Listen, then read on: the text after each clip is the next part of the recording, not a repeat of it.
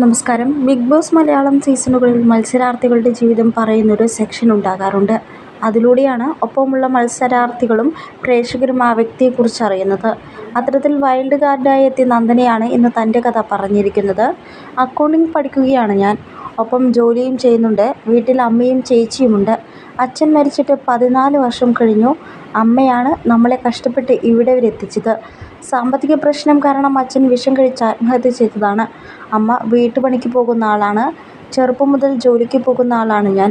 7ൽ പഠിക്കുമ്പോൾ കസിൻ്റെ ഒരു കടയിൽ ജോലിക്ക് പോകും. കാശുണ്ടാക്കണമെന്ന വാശിയാണ്.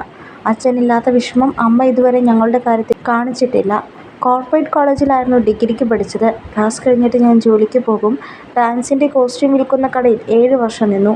അങ്ങനെ ഞാൻ സ്വന്തമായിട്ട് വണ്ടിയെടുത്തു. അവിടെ നിന്നും 5-6 പവൻ സ്വർണം ഞാൻ തന്നെ ഉണ്ടാക്കി.